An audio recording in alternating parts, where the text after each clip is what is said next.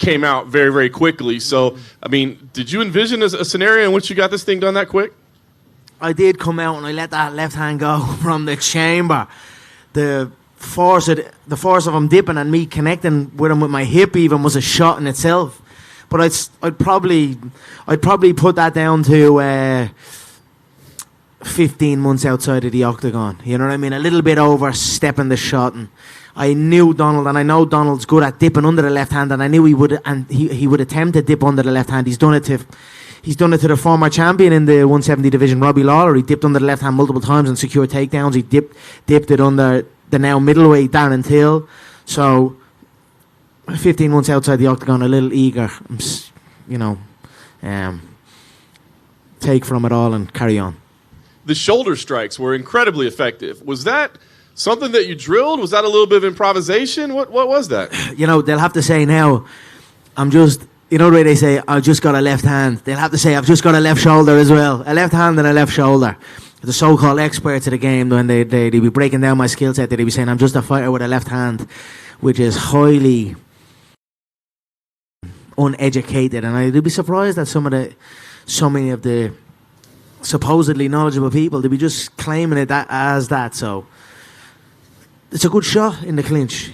You can really catch a man. So I knew I caught him with the first one off guard, and then I caught one or two more, and when we separated, the nose and the eye was bust. And it's a good shot. I've utilised that many times in the gym, and happy with it. You ultimately finished him with punches, but the high kick was a big part of the finish. I'm curious, obviously that's kind of his signature move in a lot of ways. Was that something you wanted to execute, or?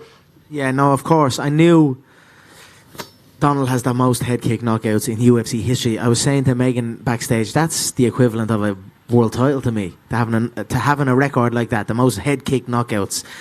So, but at the same time, and I knew he was planning to knock me out with a head kick. I knew he wanted everyone, what if Donald catches the head kick and all this. I knew this was what Donald would have been envisioning, and his team. They would have been practicing how to set me up with the high kicks. But at the same time, I noticed Donald has many discrepancies in leans and dips and under certain attacks that can also set him up for the high kick. So the high kick was something I thought I could catch him with also. His grandmother came in and spoke with you. I'm curious if you could share the details of that conversation. She's just a phenomenal woman, that lady. She's there from the first fight of the night till the final fight of the night, and even after the bout came over, and she just showed me respect, and I showed her respect, and it was great to finally meet her. You know what I mean? You see her; she's a prevalent part of the game, isn't she? Right? When Donald's fought so much, and that lady's there from the start of the night to the finish, man. What a lady, and what a man she's raising. Very, very, very honoured to share the cage with Donald, and very proud. He's a good man, and he's got good people behind him, and much respect. Yeah. Last thing for me, Conor, we had a chance to speak with Dana already. I know there's a lot of options on the table, but he seems to think lightweight title shot is the best move for you going forward. Now, you've come out and said, at least I guess to him and to publicly, that fight is not going to happen between Khabib and Tony. I'm curious what kind of deadline because you'd certainly be in line for the winner. But if you could slide in, that would be pretty impressive. But is there like a deadline? No, I don't think the who matters, right? I think the lightweight title will be there, right? That will be there. You see the difference in the physique, the preparation, and that, and that will come back around that shot. So I'm certainly not gonna, if this fight does go ahead, sit out and wait for it through holidays and injuries and all this type of thing that goes with it. So. The who doesn't matter for me now. It's just I'm looking at dates now, and I know March was there, and I'm going to have a look at the calendar and see where we're at. And Lorenzo gets back in from Panama on Tuesday, so I'll toast a fine Irish whiskey with Lorenzo. I always look to do that, a tradition. I was talking with Dana, so he gets back on Tuesday to Vegas, so I'll stay here, and I'll go for dinner and a toast with Lorenzo and Dana, and I'm sure we'll chat about it then and see what's what. So. I'll be ready. I'll have a celebration tonight. I'll chill with my kids tomorrow. I'll show Junior the fight on the telly, see how he reacts to it, see what he thinks of it. And then back to training. When before the fight, you taper off for the final 2 weeks. So if you get a quick win and then you kind of go off, then all of a sudden it can be 4 weeks without a full training You know what I mean? Without a real training session, and then you've slipped behind again. So I'm gonna make sure not to do that, and get a good session in the day after tomorrow, and carry on. Congrats, Conor, on your victory. Very Thank you, impressive. sir. Thank you. Just kind of curious why you let yourself get in that before, where you didn't do those things that you're just talking about you did now. What was it that put you in the bad spot? I achieved it all, right? I broke the game before I was 30 years of age. Simple as one belt became not enough. One belt's almost not even enough anymore. You got to get the two to even start questioning, or start earning a big style. So, maybe that I achieved it all. John always says the worst. My coach says it's the worst nightmare for a coach if it's a student that achieves it all. The money, the fame, the belts, all of this. What then to motivate me? So I probably had to go through that and then just come back for the love. Like I got into it in the first place for the love. So and everything's a learning curve, and you learn what's right and what's wrong. So. Did you ever have a point like after the Khabib fight where you just were sitting there thinking about what you did and thought, I made a mistake here, I made a mistake here, because you still have achieved everything, right? But you went into this fight and performed. So obviously something changed from your preparation in the Khabib fight to this. Yeah, just my commitment, I wasn't committed. And for me, it was just a disrespect to the people that believe in me. So if I'm forming a team and I'm building, look, it feels like the world lights up when I make the walk, right? Everyone's so invested in it and excited by it. And then I've got the team of people that are behind me and putting their all and taking time away from their family and their people to come help me. And then I'm not committed with it, So I'll go training and then I'll go missing for 3 days and then I'll come back and it's sporadic and it's on my call and I'll ring and say, hey, we're in the gym now in the next half an hour. Make sure everyone's there. I just felt like I disrespected the people that believed in me and supported me, and that's what led me to recenter myself and get back to where I was at. I wonder if you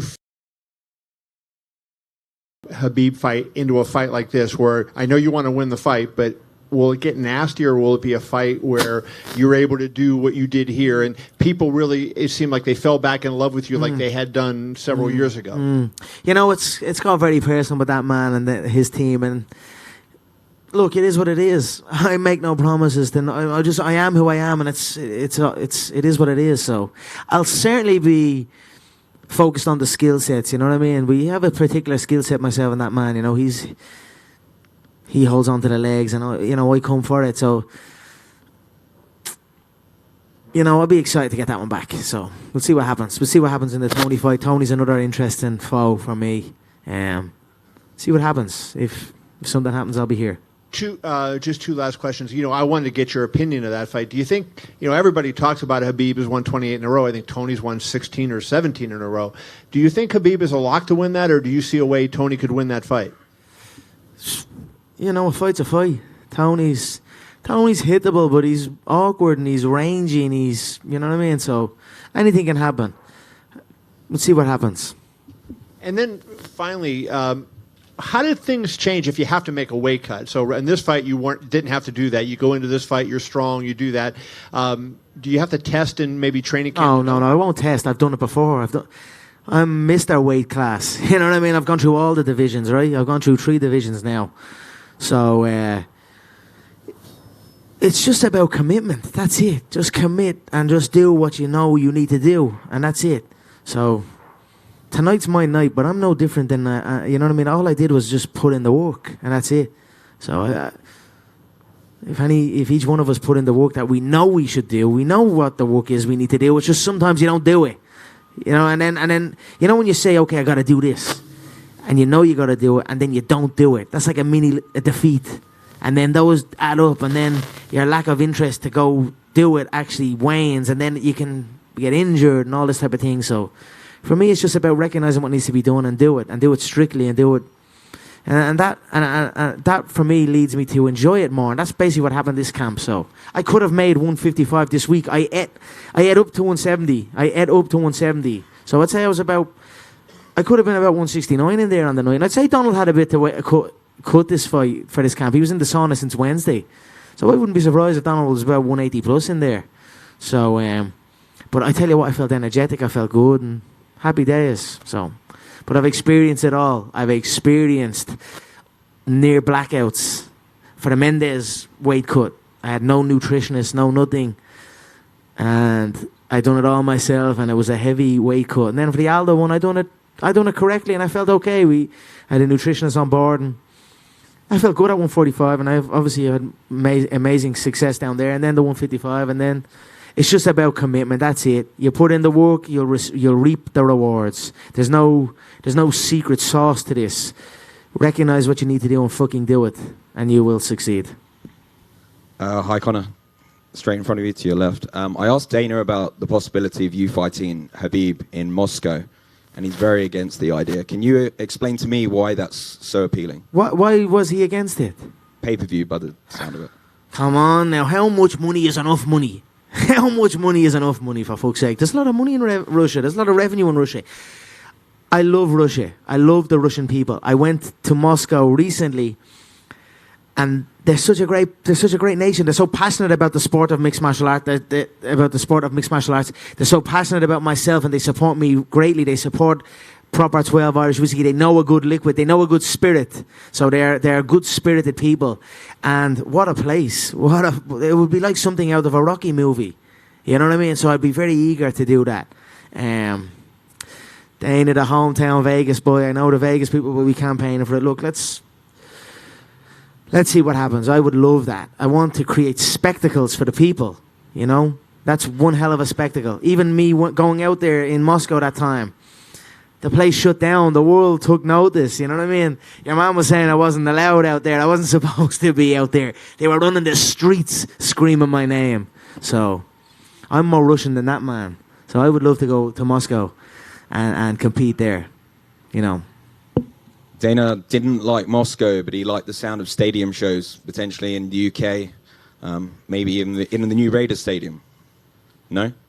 Oh, here? Yeah, here, of course. But if there's a stadium show happening in Europe, it's happening in Ireland. It's not happening in the UK. I love the UK greatly also, but it's not happening in the UK.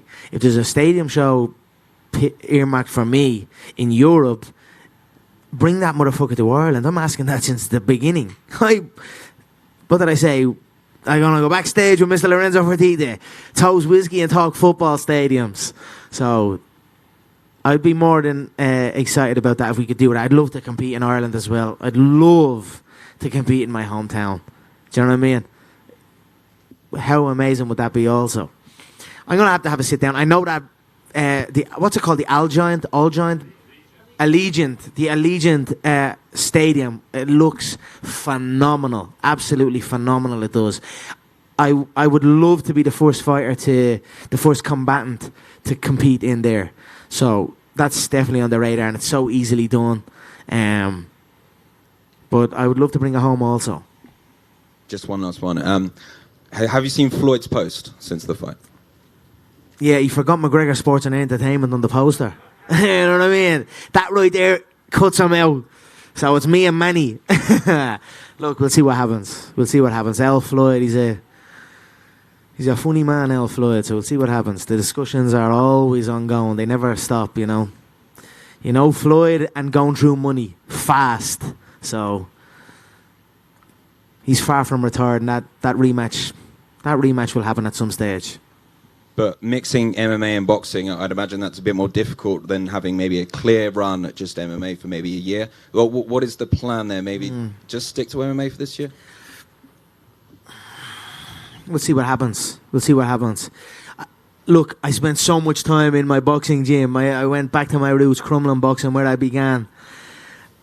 And what happens tonight? I smack him with my shoulder and smack him with my foot. I was almost going to say to Joe, that's Crumlin boxing 101. Smack him with the shoulder. But no, I've been getting great training in with the team back home, and I'm an experienced fighter, right? I've been through it all. I've been up and down in the weights. I've been across sports, so I can do it all as long as I'm fit, and we'll see what presents itself. Conor, you made it a point to stay sober throughout this camp. You reiterated that many times. How does it feel to be reconnected with your old friend there? My belly is warm. What can I say? But don't get me wrong. You got to. That's one of the things I love about whiskey. You've got to respect it. You've got to respect that liquid, because if you don't, it will come and get you. So, I done a good stint off of it. It was not easy, but the people deserved it. I made a promise to the people, to my fans, to my team, that I would abstain. That's a baby of mine. I've got Conor Jr., I've got Kriya, and I've got Prabhat. So that was one of my children. Seriously. So it was not easy, but I stuck with it, and it's great to get a little sip on the tongue now tonight, and I'll enjoy it with the fans tonight, and then respect it after that. I've learned the lesson, I'll tell you what, once or twice. Tonight was Donald Cerrone's 34th UFC fight, which is the most in history. It's the first time he's never landed a strike in a fight. What does that mean to you to kind of be the person who made that happen? The records that man has, give him some sort of belt. Seriously, that you give belts out and this, that, and the other, and they're even creating them now at this stage. What a phenomenal legacy Donald has, and it's an honor to share the octagon with that man. Seriously, I mean that. I've shared the octagon with some great UFC fighters, and Donald is up there with the best of them all. So I'm very, very proud to share the octagon with him, and phenomenal records. I could only hope and dream to achieve the records he has. The amount of 34 fights, that's my 12th fight. So he's 3 times more fights than me inside that octagon. He fought 11 times in the last year, and I'd only fought 11 times in the UFC period. So it's just breathtaking what the man's be at, and I'm happy that it was clean enough. You know what I mean? I thought if it went on, and Donald falls into shots sometimes, and I knew if he fell into it, I was almost anticipating having Herb stop the fight. I was almost anticipating if we go on here and he falls into a shot and I catch him with a backhand shot or a lead hook shot as he's coming in, and he goes down, I'm not going to follow him down. I'd have Herbs try and step in. Do you know what I mean? That was kind of what I was thinking on the way in.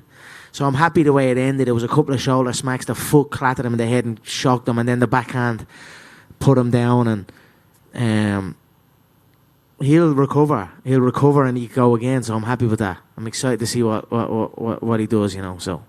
And you mentioned records. One of the first things off the tip of your tongue when you won was the record about getting knockouts at featherweight, lightweight, welterweight. That's a phenomenal record. If I do say so myself, I wanted that one. You know what I mean? Like I said, they strip fighters and then they makeshift belts. They give fighters makeshift belts against like unranked opponents. All this type of stuff. And then it's like to replicate. When I won that champs, when I became champ, right, they didn't even have the second belt for me. They didn't want to have the second belt for me. Then all of a sudden they're stripping fighters and making easy enough matchups and almost creating it again after me. I'm like, what the fuck, man? These guys, they'll wipe you off the map like that. So I'm happy I got another. I etched myself in history again. With I don't think that can be. I don't think that's a record that can be achieved handily again, across 3 weight divisions, and so I'm happy with it. And you also mentioned, making up. They won't get rid of me, I tell you. And you mentioned, the making fake belts and stuff up too. Jorge Masvidal was cage side, and he was wearing a very familiar looking outfit that I think you kind of made famous once. What did you make of that? I talk about baloney. If you ask me, that was ridiculous. I didn't know what was going on there. Like I said, the old ladies in Ireland, they wear house coats watching the soap operas. So I'm like, what's this guy sitting there? Like, I don't know. Whatever. All the best. That fight interest you at all? Yeah, of course. Let's see what happens. I'd like to scoop up that. That's not a great belt, is it? But I'll still take it. Add it to the list, So, wasn't a good night for Jorge, if you ask me. But all the best to him. God loves a trier. And last thing for me, Nate Diaz tweeted out right after the fight. He has his own little thing and all. It's a mad scene. I don't know what does be going on. Nate Diaz tweeted out right after the fight, calling it weak as fuck. I don't know if that was in reference to Donald's performance or just the fight in general. What's your response to that, and is he anywhere on your list of potential opponents? Let's go, Nathan. Let's go, brother. Number 3. It's always here. So, we're right here, Nathan. These will be the final questions for Conor. Hey, Connor, down here. I think Jorge was trying to wear the same robe that you wore at the Maymac workouts in Vegas at the PI. It's like the same. I think that's what he was trying to. If you look at it, it's like a Versace robe. I know what it is. Why? Why? So I don't know either. So I'm just whatever. Fucking, I don't know. Dana was in here earlier. I guess Kamaru Usman had his Twitter hacked, and some of the hacked tweets were to you. They were profane. I'd be skeptical of that. Skeptical of that, because one came through early, and it had all the hallmarks of that little fucking weasel, Ali. Just a right. They give him control of the accounts. He had Frankie's account. He had Henry's account. This has been going on a while. He gets it, and then writes something through their thing.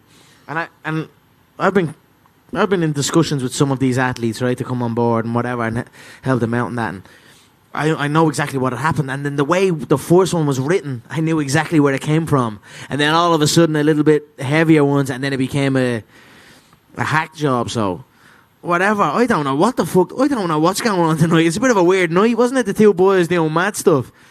I don't know, man. Whatever. All the best to them. So you think it could have been Usman tweeting that or Ali? No, I don't think it was Usman. I don't know. I don't care. I don't care, man. I actually don't care.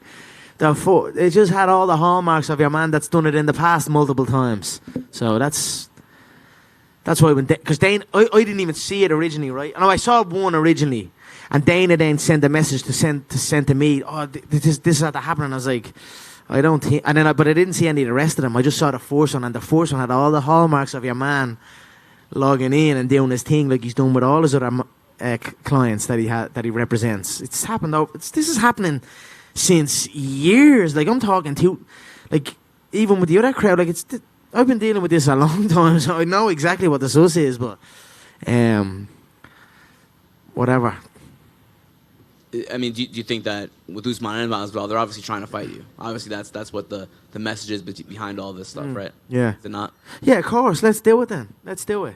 I'm more than ready. I enjoy this division. I like this division. I don't think they're that big. They're a bit bigger, right? Okay. I think Donald's bigger than Jorge. I know Jorge has a win over Donald, but I think Donald's as big. Now, Jorge's a former lightweight, so I don't know what Dana was saying. I'd like to see them on the scales right now tonight and see what they're at. And I don't think that at the end of the day, we got to weigh 170. I feel good at 170. I don't think your man Usman, he's small enough, 5'8" or something. I think he's small. So I'm more than ready for that division. I'm here at this division. I hold a nice win in this division now. A couple of nice wins. So we'll see what happens. I'm open. Thanks, Connor. Thank you, guys. Appreciate you all. Thank you.